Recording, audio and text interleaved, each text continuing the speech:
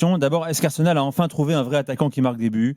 Beaucoup de buts, j'ai l'impression qu'on s'enflamme un petit peu. C'est vrai que son triplé est superbe, hein, Eberechi Eze, dans le derby du Nord de Londres contre Tottenham. Premier triplé, je crois d'ailleurs, sur un derby du Nord de Londres. Dans l'histoire de la Première Ligue. Dans l'histoire de la Premier Première Ligue, triplé dans depuis ce 80. match-là depuis 78, je crois, si ma mémoire est bonne. Incroyable Eze, surtout quand tu sais qu'il aurait dû signer pour Tottenham, qu'il était très proche, qu'Arsenal a fait un petit braquage en allant le chercher quelques minutes avant qu'il signe son contrat à Tottenham. Et quand tu vois ce qu'il a fait effectivement dimanche dans ce rôle de numéro 10 qui lui convient très bien finalement, surtout peut-être même encore plus quand Mikel Merino joue en faux numéro 9 comme c'était le cas hier et pas un Gyökeres ou pas un vrai numéro 9, parce que les deux ont été tellement intelligents dans leurs déplacements, dans leurs mouvements, que ça a causé beaucoup de problèmes à une équipe de Tottenham qui était catastrophique, hein. On en parlera tout à l'heure avant le match du PSG, mais hier Tottenham c'était vraiment atroce, sincèrement, tactiquement, individuellement, collectivement, tout ça. Mais Arsenal mérite beaucoup de crédit quand même d'être allé chercher cette victoire magnifique, surtout un week-end où Liverpool et City perdent aussi. Et ils reprennent 6 points d'avance sur Chelsea, là où ils se rendent dimanche prochain en championnat. Et s'il y avait victoire d'Arsenal dimanche prochain, je pense que ce serait très compliqué pour n'importe qui d'aller les chercher. Au-delà des points, juste la prestation, la performance, l'intensité, Declan Rice qui est phénoménal au milieu de terrain, qui s'occupe de tout, le baromètre d'Arsenal. Tout semble quasiment s'aligner en fin de cette saison à tous les postes. Même Piero Hincapié aligné pour la première fois en défense centrale avec Saliba exceptionnel encore sur ce match-là. On a l'impression que ça y est, l'histoire est quasiment écrite, hein. On va rester prudent, mais tout semble enfin aligné. C'est vrai. Dans un match où tu avais ni Gyökeres, donc pas ton numéro 9 titulaire, ni Odegaard, pas ton capitaine. Il va revenir bientôt d'ailleurs. Odegaard devrait revenir bientôt. Gyökeres aussi. Madueke était sur le banc, il est entré en fin de match. Martinelli était de retour aussi sur le banc. Donc en plus, les blessés reviennent. Et Hincapié, comme tu l'as dit, on a passé la semaine à parler en Angleterre de l'absence de Gabriel et quel impact ça aura sur Arsenal, défensivement, offensivement, sur les coups de pied arrêtés. Hincapié avait très peu joué finalement pour l'instant depuis son arrivée du Bayern Leverkusen, et il a été très bon. Alors encore une fois, contre un adversaire fantomatique, donc c'était Richarlison, c'était Tottenham, c'était vraiment très pauvre.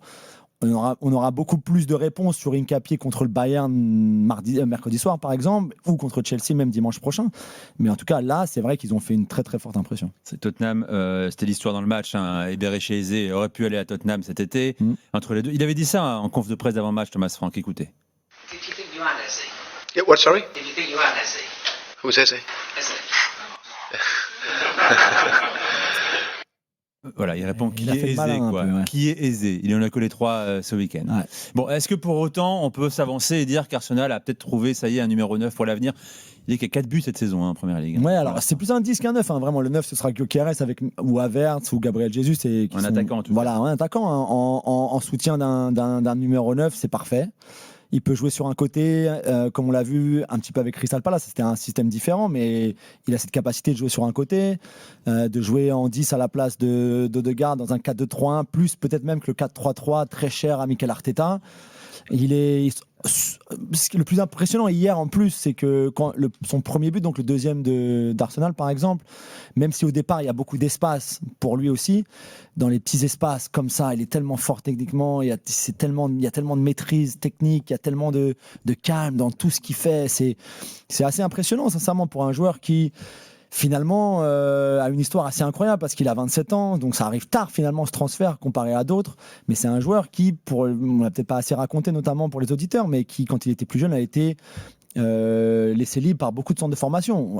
Celui d'Arsenal déjà, puisqu'il y a passé de 8 ans à 13 ans, donc 5 ans à Arsenal. Ensuite, ils l'ont laissé partir, ils ne l'ont pas jugé assez fort, donc ils ne lui ont pas donné de nouveau contrat. Il a fait un petit peu quasiment tous les clubs de la banlieue, enfin tous les clubs de Londres, avant d'atterrir à Queen's Park Rangers, qui même eux ont mis un petit peu de temps à se laisser convaincre de lui donner un contrat. Donc il revient vraiment de nulle part, mais il continue de dire aujourd'hui qu'il avait toujours eu ce sentiment à l'intérieur de lui-même qu'un jour il aurait une autre chance à Arsenal, et elle est arrivée l'été dernier. Voilà pour Eberechi Eze, qui débutera mercredi soir. Pas trop de doute pour toi. Je pense qu'on aura la même équipe contre le Bayern que celle qu'on a eue hier. Contre le Bayern, énorme rendez-vous Ligue des Champions bien sûr. Alors certes, on est encore loin, le parcours est long. Ces équipes se découvriront peut-être surtout en 2026, mais quand même c'est attendu, mon cher Polo. Arsenal, FC Bayern.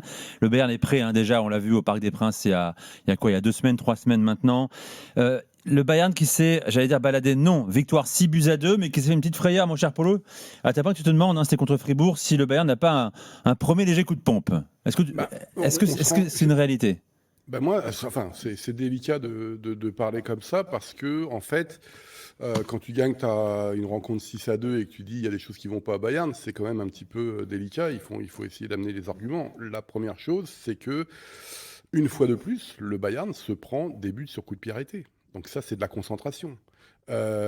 Fribourg fait son match, il y a 2 coups francs, il y a 2 corners, pardon, et ça fait 2-0 pour Fribourg.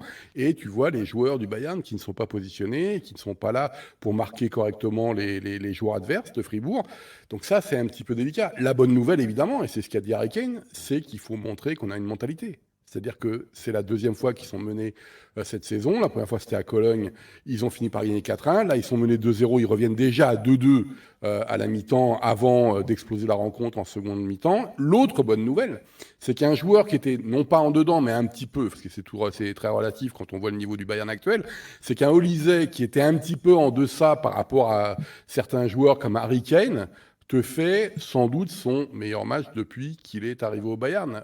Les passes qu'il fait pour le jeune Karl, les passes qu'il fait pour le but de Jackson, lui-même son propre but pour le 6-2, font que là, on a peut-être eu l'explosion, j'ai envie de dire, d'un Olysée qui peut se considérer au même niveau que d'autres joueurs du Bayern.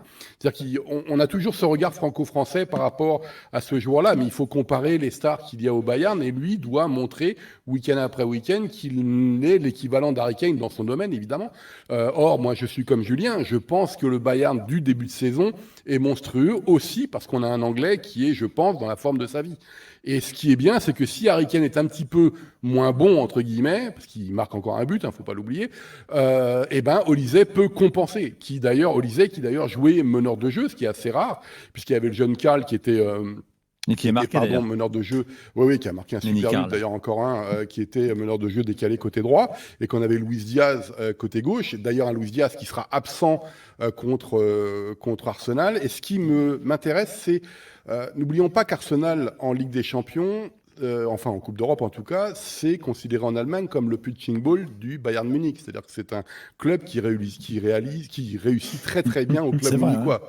Sauf que je pense que si la pression est du côté d'Arsenal de mon point de vue, je pense que le momentum aujourd'hui est peut-être plus du côté d'Arsenal. Et là, je repense à ce qui s'est passé il y a 18 mois où on avait une équipe à l'époque entraînée, rappelez-vous, par Thomas Tuchel, qui fait la nique, entre guillemets, à une équipe, je pense, plus talentueuse d'Arsenal, par l'expérience de ce groupe, et que peut-être qu'Arsenal a envie à domicile de prendre une forme de revanche en disant ça suffit les raclées subies face au Bayern Munich. Ils ont des joueurs qui ne sont pas là, comme Musiala, comme Davis. Luis Diaz, encore une fois, ne sera pas là. Le Bayern râle beaucoup parce qu'il s'est pris 3 matchs de suspension. À cause du tacle sur Achraf Hakimi. Ça peut paraître un peu sévère. J'ai l'impression que c'est parce qu'il a touché un homme qu'il ne fallait pas forcément toucher dans le contexte actuel. Donc, je sais pas. Donc c'est un petit peu. Donc on ne sait pas trop qui sera titulaire, entre guillemets. Beaucoup espèrent que Karl sera là parce que, alors moi je vais pas m'emballer, alors il est monstrueux, faut dire ce qu'il est, il a 17 ans, etc. Monstrueux, tu dis carrément? Ouais, il a quelque chose. Non, mais déjà, il fait 1m68, il a un centre de gravité très bas, il faut voir, alors il a un pied évidemment, mais quand tu voulais jouer, il a les 2 pieds en fait. Il se déplace, on ne sait pas où le mettre sur le terrain tellement il est bon.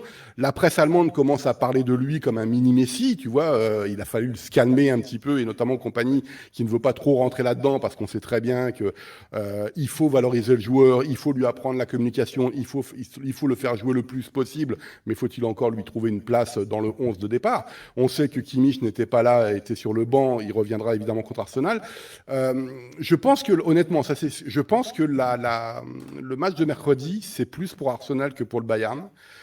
Déjà tu veux dire quoi, plus important pour Arsenal que pour le Bayern, c'est ça que tu veux dire? Ouais, au niveau de se prouver quelque chose, je pense que le Bayern a déjà prouvé quelque chose contre le PSG en battant le tenant. D'ailleurs, il n'a pas fait tourner ce week-end. Il n'a pas fait tourner ce week-end.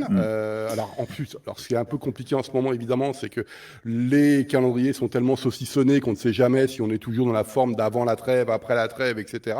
Donc en tout cas, je suis curieux de voir cette rencontre, mais je ne serais pas surpris d'avoir une victoire anglaise contre le Bayern mercredi. Entre les 2 meilleures équipes d'Europe, je pense qu'on peut être d'accord là-dessus, en tout cas à date. Julien, qu'est-ce que tu en penses? Est-ce important pour Arsenal? Le match le plus important, c'est celui de Chelsea, pas celui de Bayern. Encore une fois, on l'a souvent dit dans cette nouvelle. L'enjeu, c'est de mettre Chelsea à 9 points, quoi. Ouais, exactement. Dans le nouveau format de la Ligue des Champions, même si le Bayern perd mercredi ou si Arsenal perd mercredi, ils se qualifieront, ils finiront sûrement top 4, je pense. Enfin, top 8, c'est sûr. Top 4, peut-être, voire même top 2. Donc, tu perds celui-là, mais tu gagnes contre Chelsea dimanche et t'es content quand même, malgré la défaite du Bayern. Donc, idéalement, tu perds pas, bien sûr, tu gagnes tout. C'est sûrement la mentalité de cette équipe qui maintenant, je pense, avec les victoires, c'est quand même un début de saison, même si parfois dans le jeu on peut trouver que c'est pas aussi fort que ça pourrait l'être, c'est sûr, mais c'est quand même une machine pour l'instant. Hein. Donc si tu continues sur ce rythme-là, de très peu perdre, de continuer sur cette même dynamique et sur cet élan-là, c'est tout bonus, quoi. Tu es invaincu depuis le 31 août dernier, toute compétition confondue Arsenal. Tiens, je me posais une question en t'écoutant là, Julien. Quand tu es supporter des Gunners, je ne sais pas si tu parles avec eux, à choisir Ligue des Champions, victoire en fin de saison ou Première Ligue? Wow, c'est compliqué celle-là. Mais Parce que la Ligue des Champions, ils l'ont jamais remportée, bien sûr. Oui, mais la Première Ligue est ultra valorisée, 21 ans. C'est sûr. S'il fallait en choisir je une. pense que le championnat, aujourd'hui encore, est peut-être ce qui leur manque le plus, vraiment, aux supporters. Ça fait longtemps, hein, 22 ans, c'est long, surtout après une saison d'invincible. Tu as regardé tous les autres, et Chelsea, et City, et Liverpool. Et Leicester. Et même Leicester, cette saison-là, te passer devant. Donc le pire qu'aurait pu avoir, c'est si Tottenham avait remporté un titre dans ces années-là, mais ils ne l'ont pas fait, pour Arsenal en tout cas. Mais là, je pense que c'est ce qui leur ferait le plus plaisir, sûrement.